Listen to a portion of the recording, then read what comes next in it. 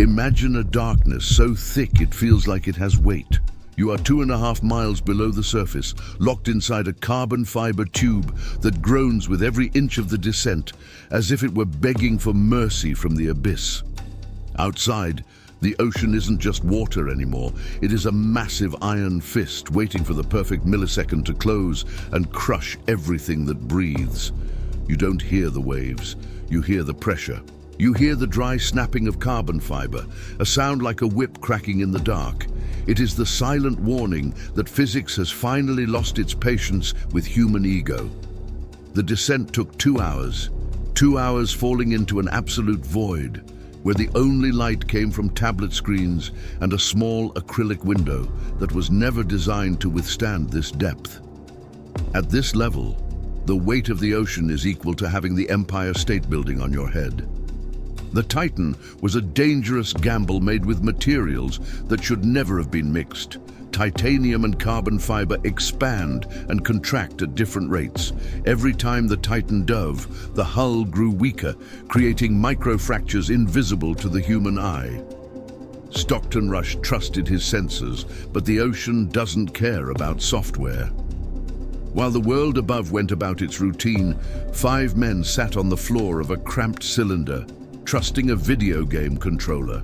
Before boarding, every passenger signed a waiver that mentioned the word death 3 times on the first page alone. They knew the risks, or at least they thought they did.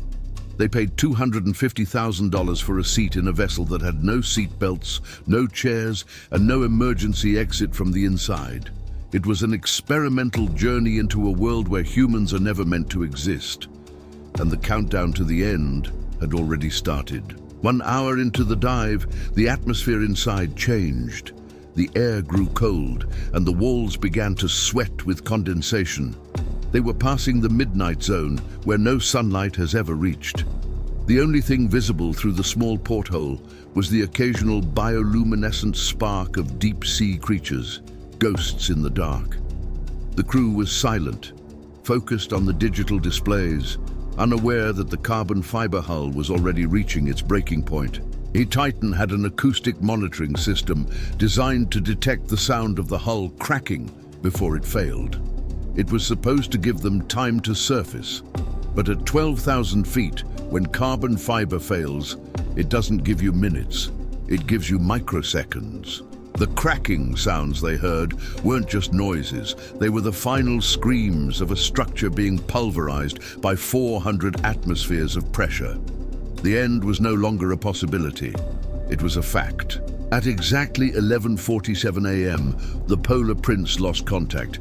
The pings stopped, the text messages ceased. On the surface, the crew hoped it was just a technical glitch, a common issue in past dives. But down in the abyss, the radio silence was the sound of a catastrophe.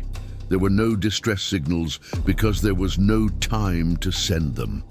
In the dark, cold depths of the North Atlantic, the Titan had simply vanished from the radar and the world. The failure didn't come with a bang. It came as a lightning strike of pure pressure. When the hull finally gave way, the Atlantic water didn't just leak in, it exploded inward with the force of a plasma jet.